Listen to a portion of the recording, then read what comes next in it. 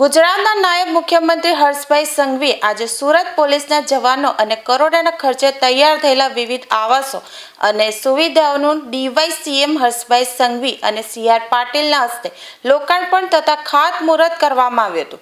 ગુજરાત રાજ્ય પોલીસ આવાસ નિગમ લિમિટેડ દ્વારા પોલીસ લાઇન ખાતે કક્ષા B 192 quarters, horse riding school, library, Rander police line ખાતે કક્ષા B 40 Bhestan police station, ACP J ડિવિઝનની ઓફિસ, લાજપોર મધ્યસ્થ જેલ ખાતે કિચનર્સ બેરેક, કોમ્યુનિટી હોલનું, સુરત જિલ્લાના મરીન ટાસ્ક ફોર્સ ખાતે કક્ષા B 48, કક્ષા C 12, કક્ષા D 4 admin block, club house, MT section, quarter guard, barrack, કિચનનું પણ લોકાર્પણ કરવામાં આવ્યું હતું।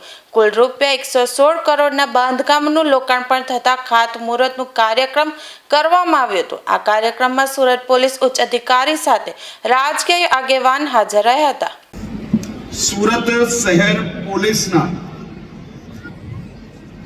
સૌ જવાનોના પરિવાર માટે આજે ગુજરાત પોલીસ હાઉસિંગ નિગમ દ્વારા બનાવેલા આ અદ્ભુત 192 ક્વાર્ટર્સનું આજે અહીંયા લોકાર્પણ કરવામાં આવ્યું છે।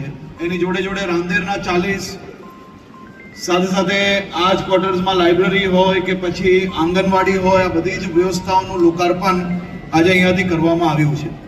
ગયા અઠવાડિયે જ સુરત જિલ્લાના 66 કરોડ રૂપિયાના પોલીસ હાઉસિંગના લોકાર્પણ અને ખાતમુહૂર્ત કરવામાં આવ્યા હતા।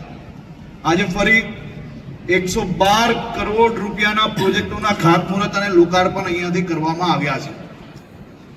આ જ દર્શાવે છે કે ગુજરાત સરકાર એ ગુજરાત